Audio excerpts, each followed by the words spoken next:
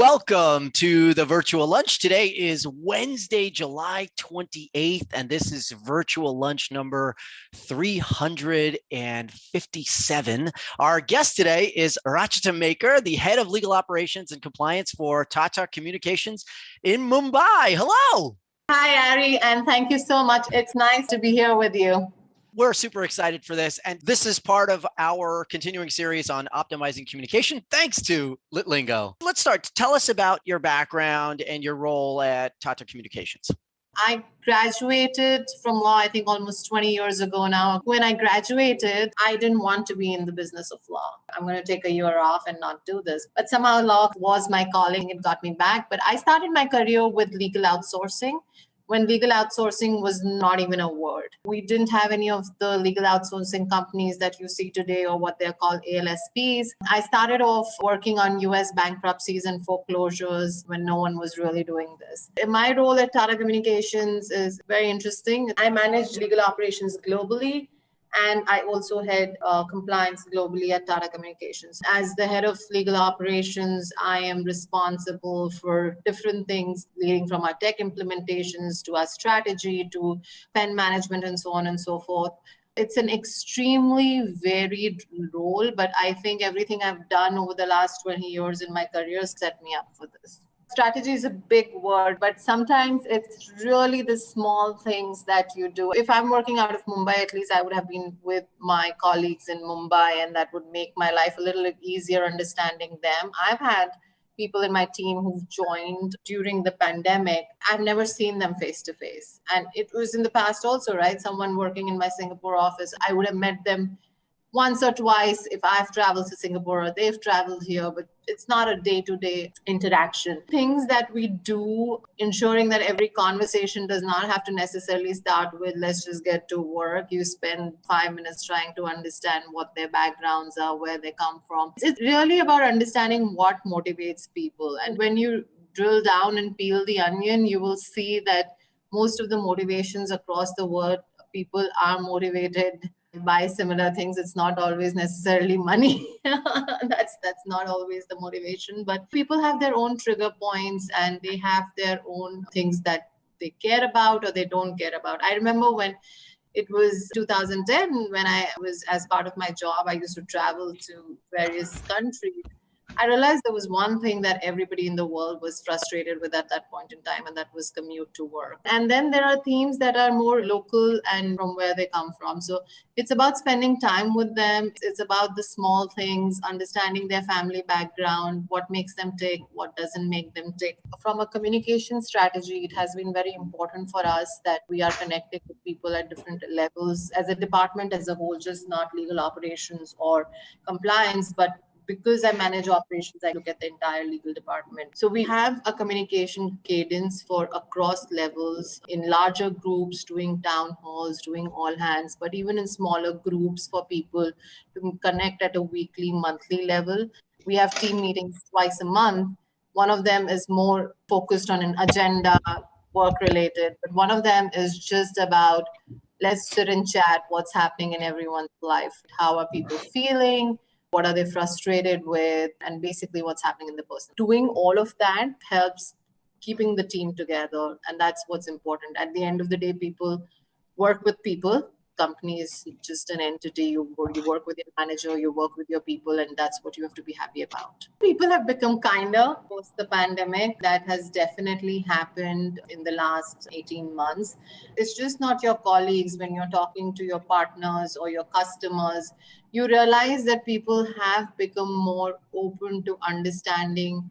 People have changed. People have definitely understood that human life is fragile. There is more to life than just getting that deadline done and that work product out.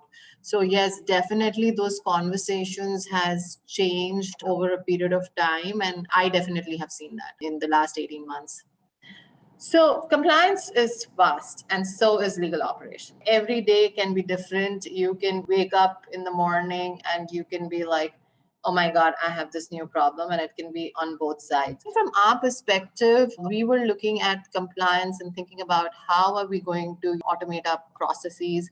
How are we going to make it easier for people to reach out to us without having to increase the headcount and making it more streamlined for our organization. That is what was the key for us as to how do we automate processes, how do we make people more aware. So we were looking at e-learnings, we were looking at workflow automation. I'm looking at how I can use chatbots to make compliance more accessible to people, right? I mean, a lot of time people come and where is this policy or how do I fill out this form? That's where we thought that there are definitely synergies between legal operations and compliance, and to drive more process there is something that we thought would make sense putting that together under me. One of the things we've seen over the last few months is definitely more instances of data breach that has significantly increased over the last few months. Ahead of compliance, you definitely find it challenging that how do you increase awareness? Of course, we use e-learnings, etc., but that thing of actually getting people into a training room and increasing awareness of compliance, that happens much lesser now. So I think that's one of the biggest challenge. We're also seeing that cases of harassments are increasing in terms of people having to get called on video calls outside of work hours and things like that. So that has been a bigger challenge. One of the other challenges that we see is from an audit and investigation point of view. When you really have to do an investigation, when you're face to face with somebody, it's far more easier to understand body language, etc., which is difficult in a virtual world. So those are some of the challenges that we are facing, but that's where we are. There was electronic conversation happening even before the pandemic. We all use Teams, Slack, Skype. Those formats were always there. As Ari mentioned, we were all spread across globally. So that was happening before, but instances of data breaches have increased and more information is out there. Now, everything is electronic. So let's say if 50% of your conversation was electronic earlier, now it's pretty much 100% because even the colleagues who are in the same office are having to communicate electronically. So a lot of it is definitely sensitive. So we do have a data security team that's doing all kinds of various security steps that they're taking to ensure that being reduced. That's definitely one of the key issues, top of mind issues for most people today, I feel. There's definitely more monitoring now than it was 18 months ago. And more from what kind of documents, if any, are getting transferred, where are they getting transferred, and trying to capture that.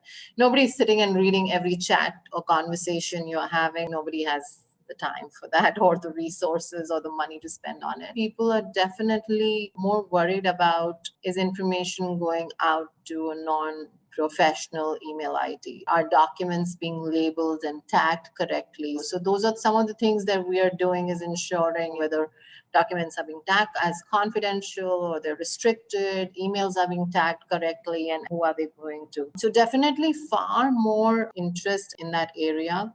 There's a reason for that. We're seeing an increasing trend of data breach, and we want to make sure that we're taking as many steps as possible to nip it at the bud as much as we can. Obviously, ALSPs have moved from low value, high volume work to more complex work. The word ALSP did not exist when I was employee number one at Pangea 3. It was then called LPO. Outsourcing was a taboo word. Legal process was a taboo word. Nobody was talking about that. Now you have all of these new lingos. You have ALSP.